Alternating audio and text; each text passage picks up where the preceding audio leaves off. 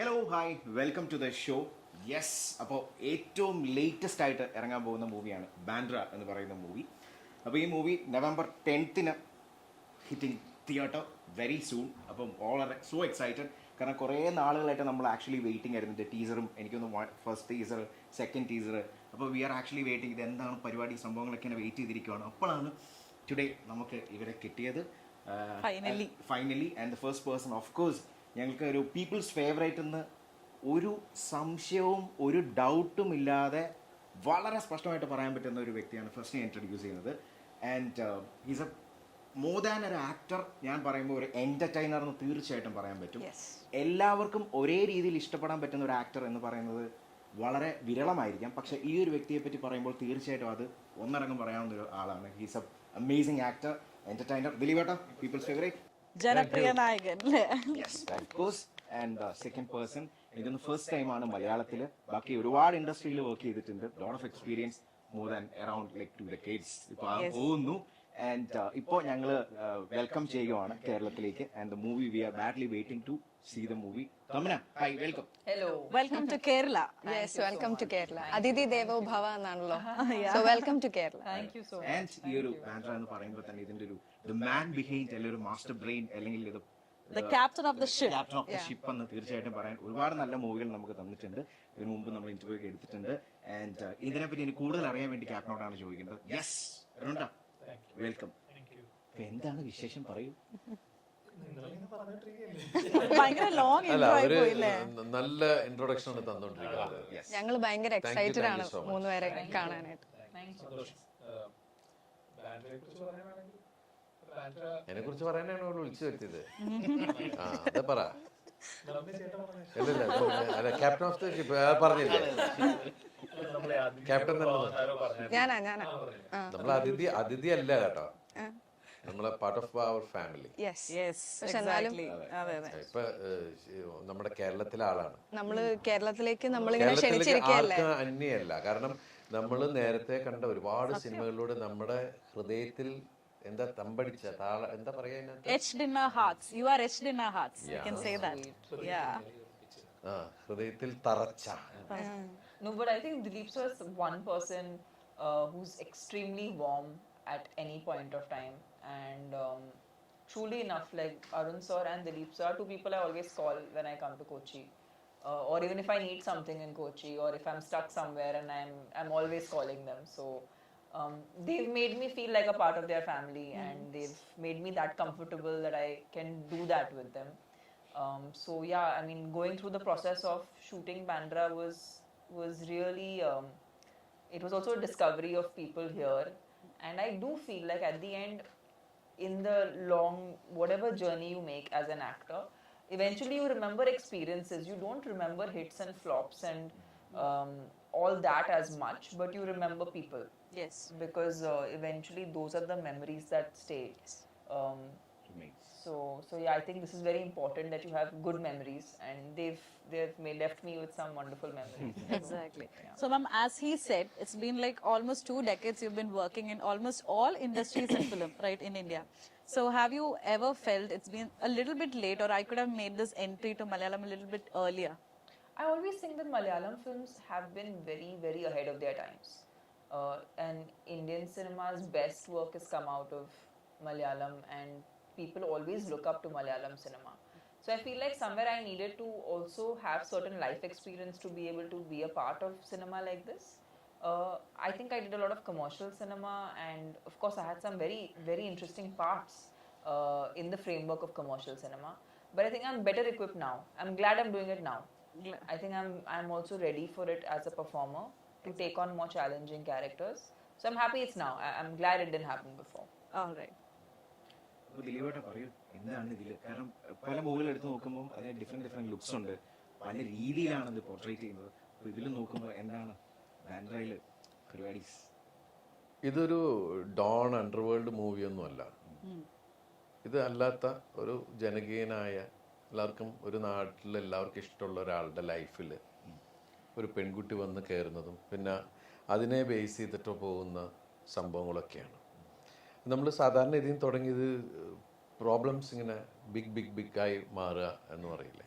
Problem ഉണ്ടാകുമ്പോൾ solution ഉണ്ടാവും എന്ന് പറയുന്ന രീതിയിലാണ്. ഇതൊരു ഇമോഷൻസിനെ ബേസ് ചെയ്തിട്ടാണ്, ലവ് എല്ലാം വരുന്നതാണ്. പിന്നെ ഞാൻ ഈ അടുത്ത കാലത്ത് ചെയ്തതിൽ ഇപ്പോൾ എനിക്ക് തോന്നുന്നു 6-7 വർഷമായിട്ട് ഞാൻ ഡാൻസ് ഒന്നും ഒരു ഫിലിമിലും അങ്ങനെ ചെയ്തിട്ടില്ല. അപ്പം എനിക്ക് കിട്ടിയ വലിയൊരു ഭാഗ്യം ഇന്ത്യയിലെ ഏറ്റവും വലിയ അപ്പം അതിൻ്റെ വലിയ ടെൻഷൻ ഉണ്ടായിരുന്നു. അപ്പം ഞാൻ ചെന്ന് പറഞ്ഞു, ഇങ്ങനെ പറഞ്ഞു കഴിഞ്ഞപ്പോൾ പറഞ്ഞു ഞാൻ ഡാൻസ് പഠിച്ചിട്ടൊന്നുമില്ല. കാരണം എനിക്ക് ആളെ കിട്ടി. അപ്പൊ ഞാൻ പറഞ്ഞു പഠിക്കാതെ തന്നെ ഇങ്ങനെ ചെയ്യുമെങ്കിൽ പഠിച്ചിരുന്നെങ്കിൽ പഠിക്കാതിരുന്നത് നന്നായി എന്ന് പറഞ്ഞിട്ട് അങ്ങനെ. ബട്ട് ഭയങ്കര എന്താ പറയുക, നമ്മളെ സപ്പോർട്ട് ചെയ്തിട്ട് എനിക്ക് വേറെ ലാംഗ്വേജിൽ ഇന്ത്യയിലെ അറിയപ്പെടുന്ന ഒരു ഹീറോയിനാണ്. നമ്മുടെ ഇവിടെ വരുമ്പോൾ എത്രയോ കാലമായിട്ട് നമ്മൾ എന്തോ ഭയങ്കര അടുപ്പമുള്ള പരിചയമുള്ള ഒരാളെ പോലെയാണ് ഷി ബിഹേവ്സ് ലൈക്ക് ദാറ്റ്. എന്നുവെച്ചാൽ നമുക്ക് ആ ഒരു ഫീല്, ഒരു കെമിസ്ട്രി ശരിക്കും സ്ക്രീനിലും ഞങ്ങൾ ഭയങ്കരമായിട്ട് ഇഷ്ടമുള്ള ആൾക്കാർ, ആ ക്യാരക്ടേഴ്സിൻ്റെ ഇഷ്ടം ഭയങ്കരമായിട്ട് ഫീൽ ചെയ്യുക, സിങ്ക് ആവുക എന്ന് പറയില്ലേ. അപ്പം അത് ഞാൻ ഇപ്പം അരുണും ഉദയനും കഥ പറഞ്ഞ സമയത്ത് നമ്മുടെ മനസ്സിൽ പോയത്, ഞാൻ കഥ കേട്ടുകൊണ്ടിരിക്കുമ്പോൾ ഇവർ പറയുന്ന അതിസുന്ദരിയായ ജനങ്ങൾക്ക് അങ്ങനെയുള്ള ഇങ്ങനെയുള്ള എന്നൊക്കെ പറഞ്ഞുകൊണ്ടിരിക്കുമ്പോൾ നമ്മളിങ്ങനെ സ്കെച്ച് ചെയ്യുമല്ലോ ഒരാളെ. ഞാൻ കഥ പറഞ്ഞപ്പോൾ പറഞ്ഞു ഇതിൽ എൻ്റെ മനസ്സിൽ വരുന്ന ഒരാൾ ഇവരാണ് ഫസ്റ്റ്. അപ്പോൾ അരുണ് പറഞ്ഞ കറക്റ്റാണ്, അത് അവരാണ് കറക്റ്റാണ്. കാരണം ഞാനായിട്ട് കോമ്പിനേഷൻ ഇതിന് മുമ്പ് ചെയ്യരുത്. കാരണം ഞാനും ഇവർ ആദ്യമായി കാണുന്ന, ജനങ്ങളും ആദ്യമായി കാണുന്ന ഫീലുള്ള ഒരാളായിരിക്കണം, ഒരു ഫ്രഷ്നെസ് ഉണ്ടാവണം. അപ്പം അങ്ങനെ പറഞ്ഞു കഴിഞ്ഞപ്പോൾ നമുക്ക് പറഞ്ഞു ആദ്യം അവരെ കിട്ടുമെന്ന് ചോദിക്കും, അവരുണ്ടെങ്കിൽ ഈ സിനിമയുള്ളൂ. അപ്പം നമുക്ക് ആ ഒരു കണക്ഷനുമില്ല, ഒന്നുമില്ല. അങ്ങനെ പിന്നെ അരുൺ അതിൻ്റെ പുറകെ പോയി ആയിട്ടുള്ള സംഭവങ്ങളായിരുന്നു. പിന്നെ അവസാനം ആളെ കണ്ടുപിടിച്ചു, ഏത് വഴിക്ക് പോകുന്നു പോടം അങ്ങനെയൊക്കെ ആയി. അതെനിക്ക് വിളിച്ചിട്ട് പറഞ്ഞു ഐ മെറ്റ് തമന്ന. ഞാൻ പറഞ്ഞു പിന്നെ എന്ന് പറഞ്ഞു. അത് കഴിഞ്ഞപ്പോഴാണ് അവൻ ഫോട്ടോ ഇട്ട് കഴിഞ്ഞപ്പോഴാണ് എനിക്ക് വിശ്വാസമായത്. കണ്ടു, ആളെ കണ്ടു, അടുത്തെത്തി. നീ കഥ പറഞ്ഞോ? അപ്പോൾ കഥ പറഞ്ഞു, കഥ ഇഷ്ടമായി എന്ന് പറഞ്ഞു. പക്ഷെ ഞാൻ പൂർണ്ണമായി വിശ്വസിച്ചത് പൂജയ്ക്ക് ഞാൻ നേരിട്ട് കണ്ടപ്പോഴാണ്. കാരണം നമ്മളെ സംബന്ധിച്ച് ഡ്രീം കംസ് ട്രൂ എന്ന് പറയുന്ന സാധനം, അത് കഴിഞ്ഞ് നമ്മൾ ഒരു വർഷത്തെ ഒരു പ്രോസസ്സ് ഉണ്ട്. ഒരുപാട് സ്ഥലത്ത് നമ്മൾ ഷൂട്ട് ചെയ്തിട്ടാണ് അവസാനം നമ്മളുടെ ഒരു ഇതുവരെ ഞാൻ ചെയ്തതിൽ ഏറ്റവും വേറൊരു ടൈപ്പ് മൂവിയാണ്. എന്നുവെച്ചാൽ വേറെ ബോൾഡായിട്ട് ഒരു ക്യാരക്ടർ ഉണ്ടായിരുന്നു. അയാളുടെ ലൈഫ്, അയാളുടെ സ്ട്രഗിൾ വെച്ചാൽ ഏതൊരാളും ലൈഫിലെ സാക്രിഫൈസസ്, അങ്ങനെ ഒരുപാട് കാര്യങ്ങളുണ്ടല്ലോ. അത് ഏതൊരാൾക്കുണ്ട്, ആണിനും ഉണ്ട് പെണ്ണിനും ഉണ്ട് എന്ന് പറയുന്നത്. അപ്പം 2 പേരും ലൈഫിൽ സാക്രിഫൈസ് സ്ട്രഗിൾ ചെയ്യുന്ന ഇമോഷൻസ് എല്ലാം കൂടി ഉള്ളൊരു ബിഗ് ഫിലിമാണ്. അപ്പം അത് ഞാൻ ഇതിന് മുമ്പ് ഇപ്പോൾ എൻ്റെ ലൈഫിൽ ഇപ്പോൾ അരുൺ ചെയ്ത രാമലീല, എൻ്റെ ലൈഫിൽ ക്രിട്ടിക്കൽ സ്ഥലത്ത് എൻ്റെ ലൈഫിലെ ഏറ്റവും വലിയ ബ്ലോക്ക് ബസ്റ്റർ ഹിറ്റാണ് ആ മൂവി. അതിനുശേഷം ഇപ്പോഴും നമുക്കങ്ങനെ സിനിമ ആവശ്യമുണ്ട്. ഇപ്പോൾ കഴിഞ്ഞ സിനിമ ദൈവാനുഗ്രഹിച്ച് ജനങ്ങളത് ഭയങ്കരമായിട്ട് സ്വീകരിച്ചു, വോയിസ് ഓഫ് സത്യനാഥൻ. അതിനുശേഷം വരുന്ന എൻറ്റയർലി ഡിഫറെൻ്റ് ആയിട്ടുള്ളൊരു മൂവിയാണ് ഈ മൂവി ബാന്ദ്ര. അപ്പോൾ അതിന് ശരിക്കും പറഞ്ഞാൽ ഇതിൽ ഒരുപാട് ആർട്ടിസ്റ്റുകളുണ്ട്. ശരത്കുമാർ സാറുണ്ട്, പല ലാംഗ്വേജിൽ പല ആളുകൾ, ഡിനോ മോറിയോ, പിന്നെ VT ഗണേഷ് സാർ, അങ്ങനെ ഒരുപാട് പേരുണ്ട്. പിന്നെ ഇതിൽ തന്നെ ഇപ്പോൾ തമന്നാജി ഹീറോയിനായി വരുമ്പോൾ വേറെ ആൾക്കാർക്കെല്ലാം ഡൗട്ടായിരിക്കും. നമ്മൾ പല ആൾക്കാരും ഇതിൽ വേറൊരു പ്രധാനപ്പെട്ട ഒരു വേഷമുണ്ട്, അതും അതുപോലെ ഒരു ഹീറോയിൻ ഓറിയൻറ്റഡ് ആയിട്ട് അങ്ങനെ ഒരാൾ ചെയ്യണം എന്നുള്ളതുണ്ടായിരുന്നു. അങ്ങനെ ചെയ്യണമെന്ന് പറഞ്ഞപ്പോൾ അതിൽ പല ആൾക്കാരെ പുറകെ പോയിട്ടും പലരും ഇങ്ങനെ മാറി. കാരണം തമന്ന ഭാട്ടിയാണ് ഹീറോയിൻ, അപ്പം ഇനി നമ്മൾ അവിടെ വന്നിട്ട് വലിയ കാര്യമൊന്നുമില്ല ഇത് പറയുന്ന ഒരവസ്ഥയുണ്ട്.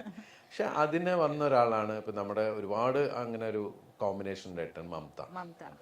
അപ്പം നമ്മൾ അങ്ങനെ ഓരോ ആളുകളും അവരവരെ ഷാജോൺ, ഗണേശേട്ടൻ, അവരൊക്കെ അത്രയും തിരക്കുകൾ മാറ്റി വെച്ചിട്ട് ഈ സിനിമക്കാരും ഷെഡ്യൂൾസ് ഇങ്ങനെ പല പല സ്ഥലത്തും അത്രയും. പിന്നെ ഈശ്വർ റാവു, നമ്മൾ ഇതിലെ അമ്മ ക്യാരക്ടർ, അപ്പം അതിന് കറക്റ്റ് നമ്മൾ ഇന്ന ആൾ വേണം, അവരെ പോയി തേടി പിടിച്ച് അങ്ങനെ. അപ്പോൾ ഈ ഫിലിമിൽ വെച്ചാൽ ഡിഫറെൻറ്റ് കോംബാണ്, വരാത്ത കോമ്പിനേഷൻസ് ഒരുപാട് ഇതിൽ സംഭവിച്ചിട്ടുണ്ട്. പിന്നെ അതുപോലെ എല്ലാ ലാംഗ്വേജിലെ ആൾക്കാർ അവരുടെ ലാംഗ്വേജ് സംസാരിക്കുന്ന ഒരു മലയാള ഫിലിം എന്ന് പറയില്ലേ, അതൊന്ന് അയാൾ മലയാളം പറയാ. നമ്മളിപ്പോൾ ഇന്ത്യയിൽ നമ്മൾ പല പല സ്ഥലത്ത് പോകുമ്പോൾ അവിടെയുള്ള ആൾക്കാരെ നമ്മുടെ പോലെ സംസാരിക്കണം എന്ന് പറയാൻ പറ്റില്ലല്ലോ.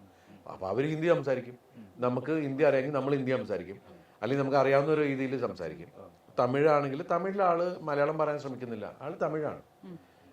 ഒരാൾ തെലുങ്കാണ്, അതിൽ ഒരാൾ കന്നഡയാണ്. ആ ഒരു രീതി തന്നെയാണ് നമ്മൾ ഈ മൂവിയിൽ ക്യാരക്ടേഴ്സ് ആയിട്ടാണ് പോയി. പക്ഷെ ഇന്ത്യൻ, കാരണം നമ്മൾ പല സ്ഥലത്ത് യാത്ര ചെയ്തുകൊണ്ടിരിക്കുകയാണ്. അപ്പം അങ്ങനെ ഡിഫറെൻ്റ് ആയിട്ടുള്ള കുറേ കാര്യങ്ങൾ ഇതാ. പിന്നെ ഇവിടുത്തെ സാധാരണ ജനങ്ങൾ ചിലപ്പോൾ ഹിന്ദി മനസ്സിലാവാത്ത ആൾക്കാർക്ക് നമ്മൾ സബ്ടൈറ്റിലുള്ള കാര്യങ്ങൾ നമ്മൾ യൂസ് ചെയ്യും നാച്ചുറലി. അതിൻ്റെ ഒരു അങ്ങനെ നോക്കുമ്പോൾ ഇത്തിരി ടഫ് ഗെയിം ആയിട്ടുള്ളത് തമന്ന മാമിനാണ്. കാരണം മാമിന് നല്ല സ്ഫുടമായിട്ടുള്ള മലയാളമല്ലേ സംസാരിക്കുന്നത്. തമന്നാജിയുടെ ഒരു ക്വാളിറ്റി എന്ന് പറഞ്ഞിട്ടുണ്ടെങ്കിൽ എല്ലാ ലാംഗ്വേജിലും വർക്ക് ചെയ്ത്, മലയാളം മാത്രമേ വരാത്തുള്ളൂ, ബാക്കി എല്ലാ ലാംഗ്വേജും അറിയാം.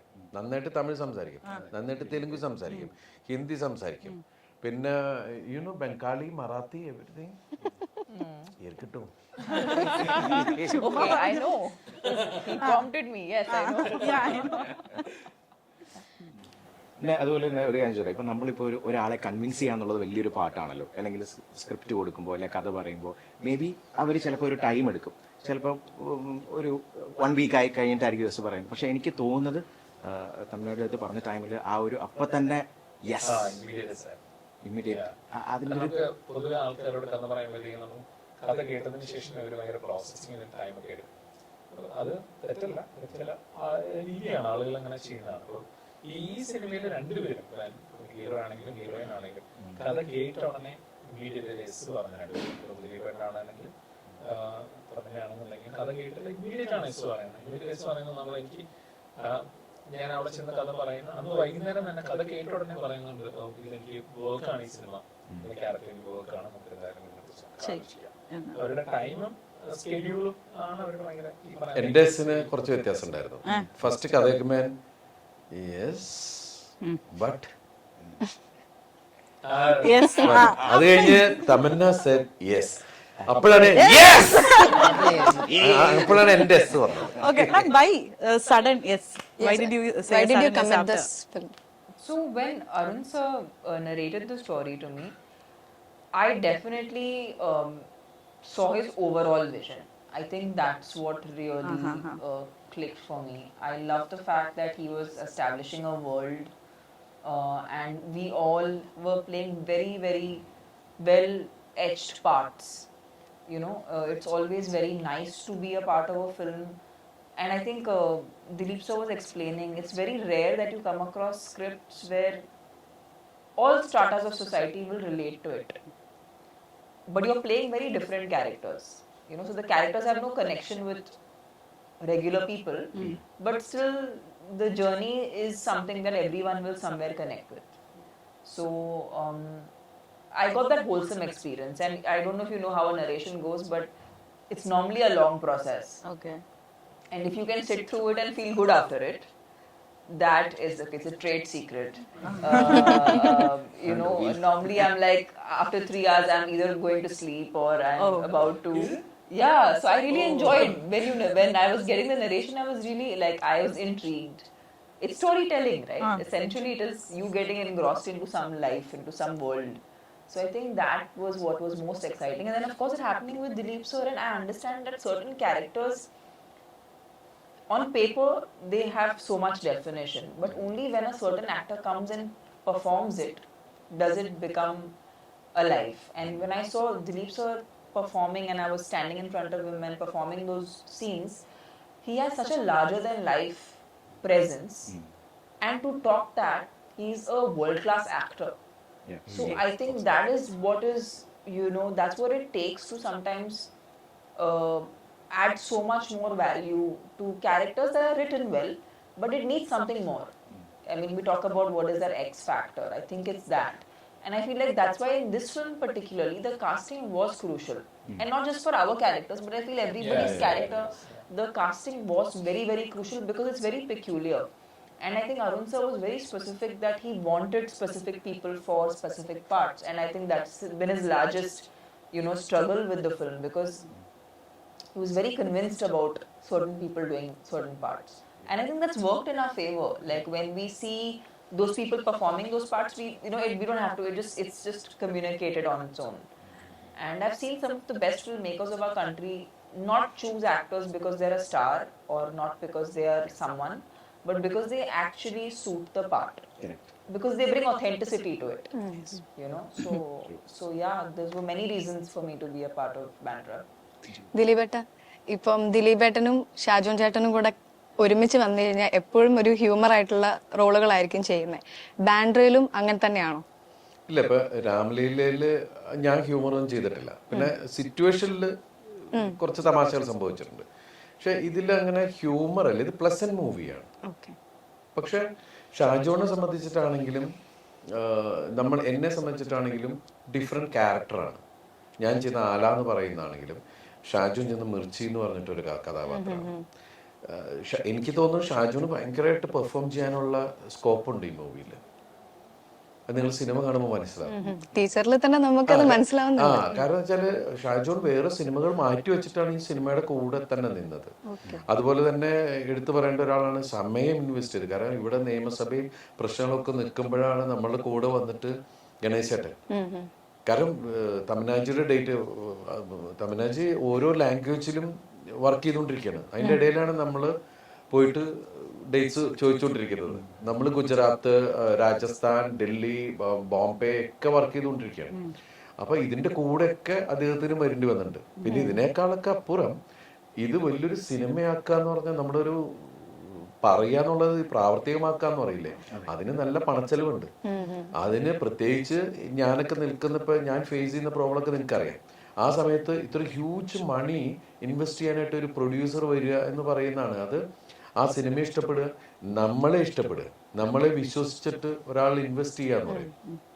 അത് തീർച്ചയായിട്ടും ഫൈനൽ ജഡ്ജസ് ജനങ്ങളാണ്. ജനങ്ങൾ ഈ സിനിമ കാണാൻ തിയേറ്ററിൽ വരും എന്നുള്ള വെച്ചാൽ ഇതൊരു തിയേറ്ററിക്കൽ എക്സ്പീരിയൻസ് ഉള്ളൊരു മൂവിയാണ്.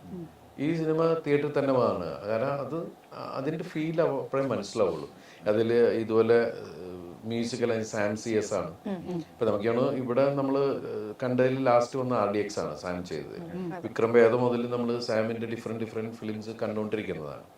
പിന്നെ ഫൈറ്റ്, അൻപറിവ് തുടങ്ങിയ ആൾക്കാരൊക്കെ എല്ലാവരും കൂടി ചേർന്ന് ഒരുക്കിയിരിക്കുന്ന ഒരു, പിന്നെ ക്യാമറ ഷാജി, അങ്ങനെ ഒരുപാട് പേര്, എഡിറ്റർ വിവേക് ഹർഷൻ തുടങ്ങിയ എല്ലാം ഹൈടെക് വലിയ ക്വാളിഫൈഡ് ടെക്നീഷ്യൻസ് എന്ന് പറയുന്ന ഒരു എല്ലാവരും കൂടി ചേർന്ന് നിൽക്കുന്ന ഒരു സംഭവം.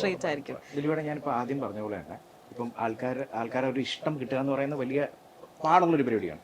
ദിലീപേട്ടൻ്റെ ഒരു സ്റ്റാർട്ടിങ് വെച്ച് സ്ക്രാച്ച് നോക്കുമ്പോൾ തന്നെ ആ ഒരു -1 നിന്ന് സ്റ്റാർട്ട് ചെയ്ത് ഫോർട്ടിട്ട് ഗ്രോ ചെയ്ത് ഇപ്പോൾ ഈ നിൽക്കുന്ന ഒരു വ്യക്തി വീണ്ടും ഗ്രോ ചെയ്യാൻ വേണ്ടി ഇനിയും നല്ല നല്ല പടങ്ങൾ ചെയ്യാൻ വേണ്ടി ഉള്ളൊരിതാണ്.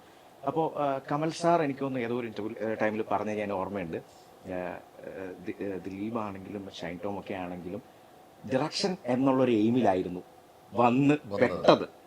പക്ഷെ പിന്നെ അവിടുന്ന് ആക്ടിങ് എന്നുള്ള ഇതിലേക്ക് വന്നു. അത് ഞാൻ ഇതിപ്പോ ഇത്രയും പറഞ്ഞതിൽ ഫസ്റ്റ് മൈൻഡിൽ വന്നൊരു കാര്യം എന്താ ഈ കമൽ സാർ പറഞ്ഞത്. പക്ഷെ ഞാൻ ഏറ്റവും ആദ്യം അഭിനയിക്കാൻ വന്ന ആളാണ്.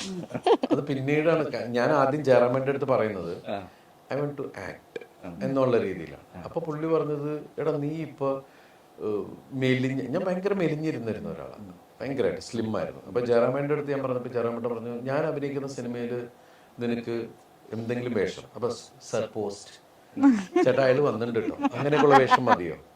ഞാൻ പറഞ്ഞത് അങ്ങനെയല്ല, എന്നാലും ആൾക്കാർ തുമ്മുമ്പോ ആ സ്പീഡിൽ പോകരുത്, ഒന്ന് കാണണം എന്ന് പറഞ്ഞു. അപ്പോഴാണ് പുള്ളി പറഞ്ഞു വെച്ചിട്ടുണ്ടെങ്കിൽ നീ സിനിമ പഠിക്കുക. അങ്ങനെയാണ് ഞാൻ കമൽ സാറിൻ്റെ കൂടെ അസിസ്റ്റന്റ് ആവുന്നതും ഇതൊക്കെ. പിന്നെ ഞാൻ ഒരു ഘട്ടത്തിപ്പം ഞാൻ വിട്ടു ആക്ടിങ് വിട്ടിട്ട് പിന്നെ ഞാൻ ഫുൾ ഡയറക്ഷൻ ആ രീതിയിലൊക്കെ, ഞാനും ലാലും ഒക്കെ സാറിൻ്റെ കൂടെ എപ്പോഴും പോവുക, ഡിസ്കഷൻസ് ആ രീതിയിലേക്കായി മാറി. പിന്നെ യാദൃശ്ചികമായിട്ട് ഞങ്ങൾ കമൽ സാർ ഇടയ്ക്കൊരു ബ്രേക്ക് വന്ന സമയത്ത് ഞങ്ങൾ വേറെ ഒന്നും ചെയ്യാണ്ട് ഇങ്ങനെ നടക്കുക. ആ സമയത്താണ് സൈന്യം എന്ന് പറഞ്ഞ സിനിമയിൽ ഇങ്ങനെ അഭിനയിക്കാൻ ആൾക്കാർ ആവശ്യമുണ്ടെന്ന് പറഞ്ഞിട്ടാണ് പിന്നെ അങ്ങനെ പോയി.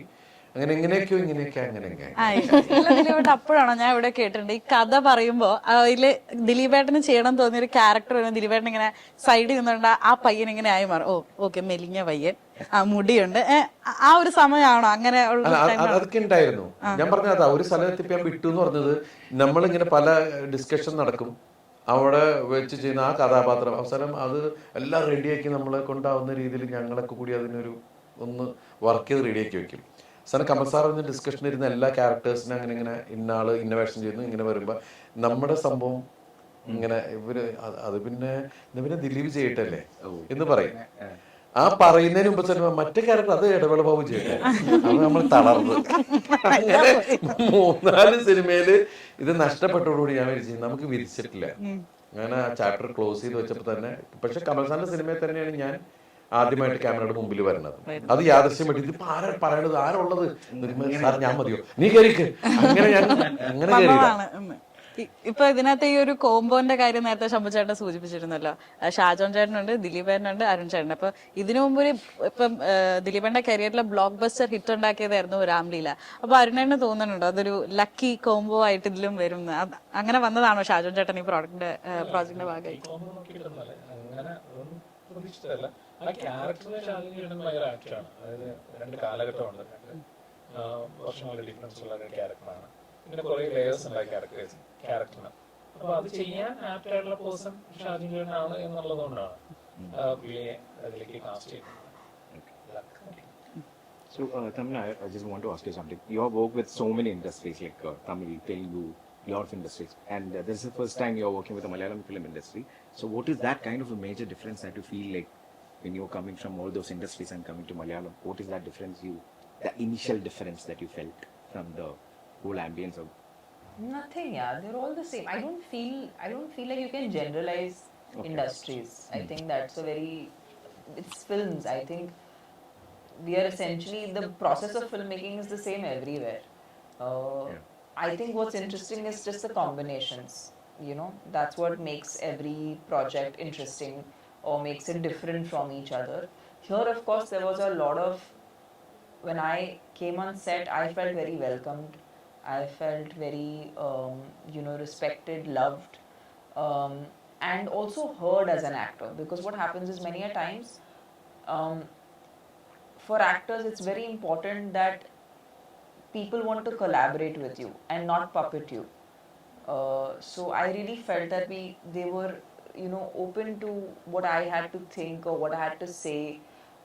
So for me, that collaboration is what I really enjoyed.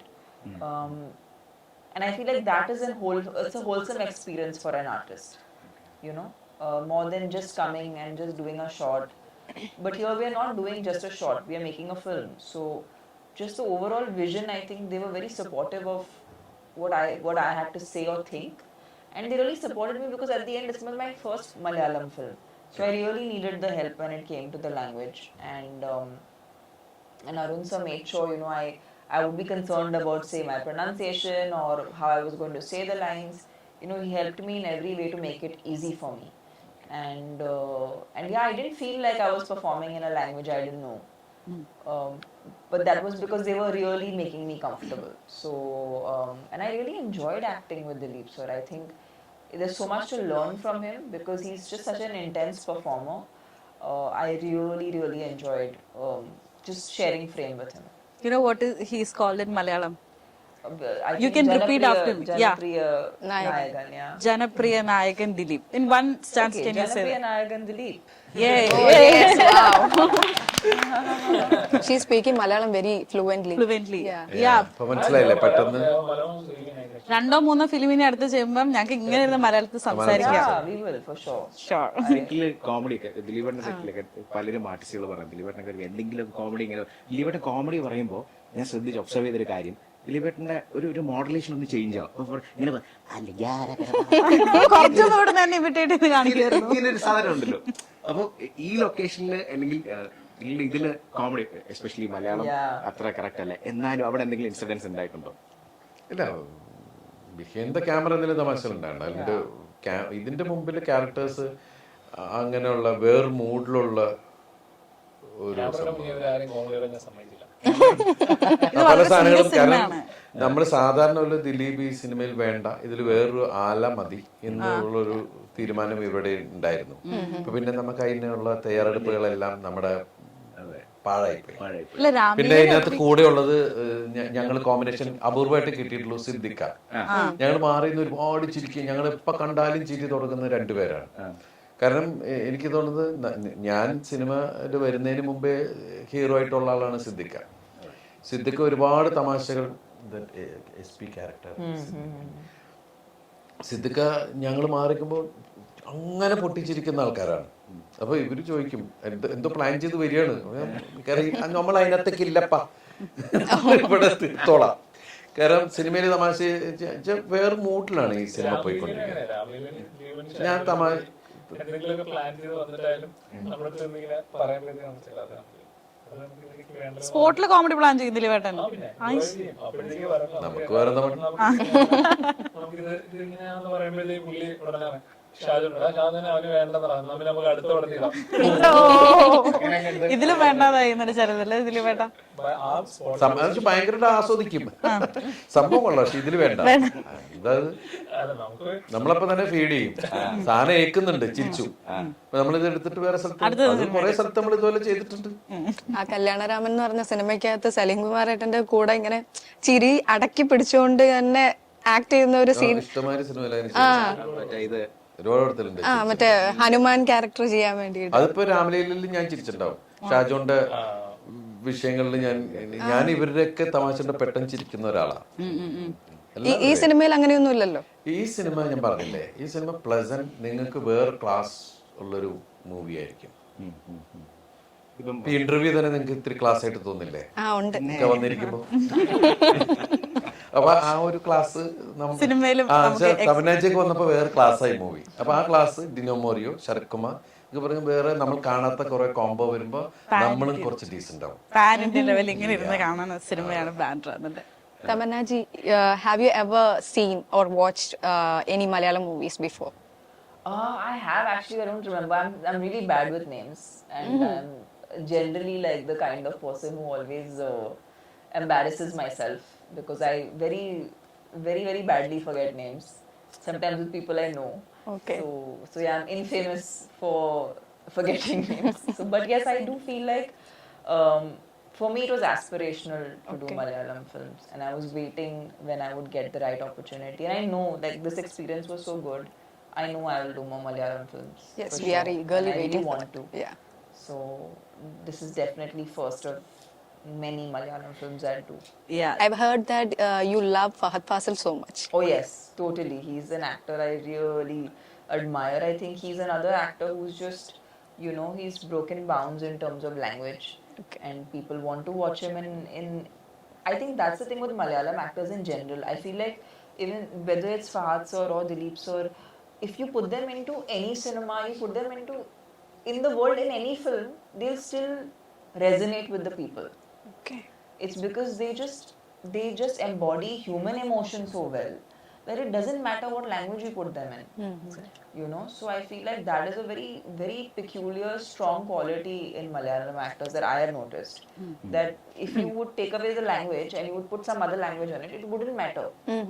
Their performances are so strong that that's what you feel for. Yes. So yeah, another favorite would be Fahad for sure. also ma'am, Tara would be very special for you since it's your debut Malayalam character. And also after watching the 2 teasers, what I felt is she is a heroine like you. So can we see any kind of glimpses of Tamannah in Tara? It would be terrible if I have to play myself. Yeah, it's not me at all. In fact, it's for the most furthest I have played from myself. Oh. But I think the world is something I understand. But in terms of characterization, it's really away from who I am. Okay. അപ്പൊ എന്റെ ഊഹ ശരിയാണ്, നായികയെ പ്രണയിക്കുന്ന ഒരു ഗാങ്സ്റ്ററിന്റെ സിനിമയാണ്. ഇതൊരു gangster movie അല്ല, emotions. അല്ല, ഒരു ഈ ആല എന്ന് പറയുന്നത് ഒരു ഗാങ്സ്റ്റർ അല്ലേ? ക്യാരക്ടറിനെ പറ്റി പറഞ്ഞാൽ അയാള് ഒരു ജനകീയനായ എല്ലാവർക്കും ഇഷ്ടമുള്ള ഒരു നാട്ടിൻപുറത്ത് അല്ലെ ഒരു സീഷോർ, ആ ഒരു ഹാർബറും ഇതൊക്കെ ഉള്ളൊരു സ്ഥലത്തെ ഒരാളാണ്. അതേ പറഞ്ഞ അത് അണ്ടർവേൾഡ് ഡോണോ ഒന്നും അല്ല ഈ സിനിമ. അപ്പൊ ആ ഗെറ്റപ്പ് ഒക്കെ കണ്ടപ്പോ നമുക്ക് ആ ഒരു വൈബ് അടിച്ചു. മുടി നീട്ടി വളർത്തിയ ഉടനെ അണ്ടർവേൾഡ് ആയ തോക്ക് പിടിച്ച് ഇങ്ങനെ അതൊക്കെ ഉണ്ടാവും. തോക്ക് എടുക്കേണ്ട സ്ഥലത്ത് എടുത്തു കൊടുക്കുക. That's too much generalization, no? Sharp, ரொம்ப sharp. Yeah, they're catching it. Kerala girls ரொம்ப sharp. You have to be. Why not? Kerala girls ரொம்ப ഷാർപ്പ് എന്ന് പറഞ്ഞിട്ട് ശംഭുവിനെ അല്ല, വെരി ഷാർപ്പ്. ശംഭുവിനായി പറഞ്ഞുള്ളതെല്ലാം അറിയാം. പറ ചമ്പുച്ചേട്ടാ. അതെ അതെ അതെ, ഷാർപ്പ് ക്വസ്റ്റ്യൻസ് ആണ് ദിലീപേട്ടാ. അതുപോലെ ഇത് കുറേ പേര് ചോദിച്ചിട്ടുണ്ടാവും, എന്നാലും ഞാൻ ഫസ്റ്റ് ടൈമാണ് ചോദിക്കുന്നത്. ഇപ്പം ഞാൻ ഒരു 3 days ബാക്ക് ജോണി ചേട്ടൻ്റെ ഇൻ്റർവ്യൂ എടുത്ത ടൈമിൽ ജോണി ചേട്ടൻ്റെ അടുത്ത് സി.ഡി. മൂസയുടെ കാര്യം ഓഫ് കോഴ്സ് അത് എല്ലാവരും ചോദിക്കുന്ന കാര്യമാണ്. കാരണം ദിലീപേട്ടൻ്റെ ഏത് മൂവി എടുത്തു കഴിഞ്ഞാലും നമുക്ക് ഇടയ്ക്കൊന്ന് ഡൗൺ ആവുന്ന ടൈമിൽ നമ്മളെ പ്രേരിപ്പിക്കുന്ന മൂവികളാണ് ദിലീപേട്ടൻ്റെ മൂവീസ്. അത് കണ്ടു കഴിയുമ്പോൾ നമ്മൾ we feel better, we smile, അങ്ങനെ ഒരു പരിപാടി ഉണ്ട്. അത് ഷോർട്ട് സാധനമാണ്. അപ്പോൾ അങ്ങനെ നോക്കുമ്പോൾ സി.ഡി. മൂസയെ പറ്റി ഞാൻ ജോണി ചേട്ടൻ്റെ അടുത്ത് ചോദിച്ചപ്പോഴും പറഞ്ഞൊരു കാര്യം, ശരി അതിനകത്ത് കുറച്ച് കാര്യങ്ങൾ ഇപ്പോൾ അതിനകത്ത് അന്ന് ഉണ്ടായിരുന്ന ആക്ടേഴ്സ് ഒന്നും ഇപ്പോൾ ഇല്ല. ഇപ്പോൾ ഒടുവിൽ ചേട്ടൻ അല്ലെങ്കിൽ ക്യാപ്റ്റൻ ചേട്ടൻ അങ്ങനെ ഹനീഫ് ചേട്ടൻ ഒരുപാട് പേരില്ല. അപ്പം അതിനൊരു ചാലഞ്ച് ആകുമോ എന്നും ഞാൻ ചോദിച്ചിട്ടുണ്ടായിരുന്നു. ഈ പ്രോജക്റ്റിനെ പറ്റി ചോദിക്കുവാണെങ്കിൽ ഇത് എന്തായിരിക്കും പറയാനുള്ളത്? ഇല്ല, അത് ഓരോ ഫിലിമും ഓരോ മിഷനല്ലേ. അപ്പോൾ ആ മിഷനിൽ നമ്മൾ കാണിച്ചിരിക്കുന്നത് അയാളുടെ കുടുംബം, അയാളുടെ സറൗണ്ടിങ്, അങ്ങനെ കുറേ കാര്യങ്ങളൊക്കെയാണ്. ഇനി സി.ഡി. മൂസേനെ നമ്മൾ വേറെ സ്ഥലത്തായിരിക്കും പോസ്റ്റ് ചെയ്യുക, പ്ലേസ് ചെയ്യുന്നത്. സി.ഡി. മൂസയും ആ നായുമായിരിക്കും അതിലെ മെയിൻ ക്യാരക്ടേഴ്സ് വരാം. പിന്നെ നമ്മൾ മറ്റുള്ളവരൊക്കെ എങ്ങനെ വരുന്നു എന്നുള്ളതിനെ ബേസ് ചെയ്തിട്ടാണ്. പക്ഷെ അവരുടെ ഒരു റിമൈൻഡർ എന്തായാലും ചിലപ്പോൾ സംഭവിച്ചേക്കാം. കാരണം അവരെ പോലത്തെ ലെജൻഡ് ആക്ടേഴ്സ് നമുക്ക് അത്രയും വലിയ ലോസാണ് ഉണ്ടായത്. ഇപ്പോൾ അയില ജഗദീഷ് ശ്രീകുമാർ, അമ്പിളിച്ചേട്ടനാണെങ്കിൽ നമ്മൾ വല്ലാത്തൊരു സങ്കടാവസ്ഥയിലായിപ്പോയി. അപ്പം അതൊക്കെ പിന്നെ അമ്മ ക്യാരക്ടർ, അച്ഛൻ ക്യാരക്ടർ, എല്ലാവരും ഒരു അല്ലേ നമുക്ക് റീപ്ലേസ്മെന്റ്. അതേപോലെ തന്നെ ദിലീപേട്ട 3 countries ഇപ്പൊ ഇതിനകത്തുള്ള കാശെടുത്ത് കഴിയുമ്പോൾ ദിലീപേട്ടനുണ്ട്, മമതയുണ്ട്. ഇപ്പൊ 3 countries ഇനി വരുമായിരിക്കും. 3 countries കഥ റാഫി റെഡിയാക്കിക്കൊണ്ടിരിക്കുന്നുണ്ട്. ഞാൻ ആദ്യം അത് പ്രതീക്ഷ രസകരമായിട്ട് വരുന്നുണ്ട്. അപ്പോൾ അത് വർക്ക് ചെയ്യുന്നുണ്ട്. ഇനി അത് എന്താ സംഭവിക്കണമെന്ന് എനിക്കറിയില്ല. ഈ 2 countries ദിലീപേട്ടനുണ്ടായിരുന്നു, മമത ചേച്ചി ഉണ്ടായിരുന്നു. അപ്പൊ 3 countries നിങ്ങൾക്ക് ഇനി ഒരു കുട്ടി ഉണ്ടാവണം, അങ്ങനെ ആയിരിക്കും. ഇനിയിപ്പോ നമ്മൾ അങ്ങനെ ചിന്തിച്ചാൽ നിങ്ങൾ കഥ പറഞ്ഞു എന്ന് പറയരുത് കേട്ടോ. അതിന്റെ റൈറ്റും ചോദിച്ചു വരരുത്. ഞാൻ ആ ഇന്റർവ്യൂവിൽ ഇങ്ങനെ പറഞ്ഞിരുന്നു, അതുകൊണ്ട് ആ റൈറ്റ്സ് എനിക്ക് തരണം. എനിക്കാണ് ഈ കഥയുമായി ബന്ധപ്പെട്ട ആരോ പഴയ പോലെ നിങ്ങളുടെ ഫ്രണ്ട്. ഇല്ല, ഇത് എന്റെ ഉള്ളിൽ നിന്ന് വന്ന ചോദ്യമാണ്. ഇല്ല, അതൊക്കെ ആരും ഇല്ല. ദിലീപേട്ട അതുപോലെ തന്നെ ഈ ഒരു സിനിമയുടെ ടീസർ കാണുമ്പോൾ ഈ വൺ വേ എന്ന് മാറി വെഹിക്കിൾ മാറ്റുമെന്ന് പറഞ്ഞിട്ട് ഞാൻ വൺ വേയിലല്ല റൺവേയിൽ വരെ നിൽക്കുമെന്ന് പറഞ്ഞൊരു, അപ്പൊ ആ ഒരു റൺവേ എന്ന് പറഞ്ഞ സിനിമ മറ്റേ ഒരു ഡയലോഗ് ഉണ്ട്, അടിസക്കെ എന്ന് പറഞ്ഞൊരു ഡയലോഗ്. അങ്ങനെയൊക്കെ ഒരു കണക്ട് ചെയ്യാൻ പറ്റിയോ ദിലീപേട്ടൻ ആ ഒരു സിനിമയൊക്കെ? ഇല്ല, അത് അരുൺ പറഞ്ഞ ഡയലോഗായിരുന്നു പ്രസന്റ് ടൈമില്. കാരണം അവിടെ ഒരു ഡയലോഗിന്റെ ഒരു ആവശ്യമുണ്ട്, ഇയാളുടെ ഷാർപ്പായിട്ടൊരു ഡയലോഗ്. അപ്പോൾ അതാണ് പെട്ടെന്ന് അവിടെ അത് പറഞ്ഞത്. പക്ഷെ അത് വേറൊരു രീതിയിൽ നമുക്ക് ഓഡിയൻസ് അത് ഇഷ്ടപ്പെടുന്നൊരു സിനിമ, ഫാൻസിന് കണക്റ്റഡ് ആവും അത് പെട്ടെന്ന്. ഡയറക്ടർ ഞാൻ ഒരു ക്വസ്റ്റ്യൻ ചോദിച്ചോട്ടെ. ഡയറക്ടർ മാത്രമല്ല പ്രൊഡ്യൂസർ ഏത് നോക്കിക്കഴിഞ്ഞാൽ ഒരു മൂവി റിലീസ് ആവുന്ന ടൈമിൽ ഇപ്പോൾ കറന്റ് നോക്കുകയാണെങ്കിൽ ഒരു റിവ്യൂ ഇറ്റ്സ് വെരി ഇമ്പോർട്ടൻറ്റ് എന്നുള്ളൊരു സംഭവം ഉണ്ട്. അപ്പോൾ ഏത് നല്ല പടമാണെങ്കിൽ പോലും അത് ഏത് രീതിയിലുള്ള പടമാണെങ്കിലും ചിലപ്പോൾ മൈൻഡിൽ ആ ഒരു കോൺസെപ്റ്റ് കാണത്തില്ലേ, ഈ റിവ്യൂ എന്ന് പറയുന്നത്. അതിലെന്താണ് പറയാൻ ആ ഒരു? ഫസ്റ്റ് ഓഫ് ഓൾ ഞാൻ റിവ്യൂ കാണുന്ന ആളല്ല. ഓക്കെ, അപ്പോൾ നമ്മളാരും അത് നോക്കാറില്ല. ഞാനങ്ങനെ റിവ്യൂ കണ്ടിട്ട് ഞാൻ പറഞ്ഞ പോലെ ഞാൻ ഒരു സിനിമയും എനിക്ക് റിവ്യൂ കണ്ടിട്ട് ഞാൻ എല്ലാ സിനിമയും കാണുന്ന ആളാണ്. അപ്പോൾ അത് നല്ല സിനിമയാണെങ്കിലും മോശം സിനിമയാണെങ്കിലും ഒക്കെ ഞാൻ പോയി തിയേറ്ററിൽ പോയി സിനിമ കാണുന്നതാണ്. അപ്പോൾ എന്നെ റിവ്യൂ ഒരു തരത്തിലും ബാധിക്കുന്നില്ല. റിവ്യൂ ഞാൻ കാണാറുമില്ല. പിന്നെ ഈ ഇൻസ്റ്റയിലൊക്കെ കൊച്ചു കൊച്ചു കട്ട്സുകളൊക്കെ കാണുന്ന സമയത്താണ് ഓരോ റിവ്യൂവിൻ്റെ കാര്യങ്ങളൊക്കെ അറിയാം. നമ്മളുടെ ഒരു ചിന്താഗതി അതുമ്പോൾ വേറെ ആൾ വന്നിട്ട് പിടിച്ചു വലിക്കുന്ന പോലെയാണത്. നമുക്ക് നമ്മുടെ ടേസ്റ്റ് ഉണ്ട്. നമുക്ക് ഈ സിനിമ എനിക്ക് കാണണം. നമുക്ക് അറിയാവുന്ന ആക്ടേഴ്സ്, നമ്മളിപ്പോൾ ആദ്യം സെർച്ച് ചെയ്യുന്നത് ചിലപ്പോൾ നമുക്ക് അറിയാവുന്ന ആക്ടേഴ്സിൻ്റെ സിനിമ ഞാൻ റിവ്യൂ പോയി നോക്കാറില്ല. ആ സിനിമ മോശം സംഭവിക്കുന്നത് എന്താ, നമ്മുടെ ഒരു സാറ്റിസ്ഫാക്ഷനിലേക്ക് എത്താണ്ടാവുമ്പോഴാണ് ആ സിനിമ അത്ര പോരാ എന്ന് പറഞ്ഞ് മാറ്റി വെക്കുന്നത്. പക്ഷേ ഈ സിനിമകളുടെ എല്ലാം സ്ട്രെസ്സും സ്ട്രെയിനും ഒക്കെ അത് ഉണ്ടാക്കുക എന്ന് പറയുന്നത്, അതിൻ്റെ ക്രിയേഷൻ എന്ന് പറഞ്ഞത് വല്ലാത്തൊരു, അത് എല്ലാവരും എൻ്റെ സിനിമ നല്ലതാണ് എന്ന് പ്രതീക്ഷിച്ചിട്ട് തന്നെയാണ് ഉണ്ടാക്കുന്നത്. മോശമാക്കിയിട്ടൊരു സിനിമയും ചെയ്യുന്നില്ല. പക്ഷേ ആക്സിഡൻ്റലി ചിലപ്പോൾ ആൾക്കാർക്ക് അത് ഇഷ്ടപ്പെട്ടിട്ടുണ്ടാവില്ല.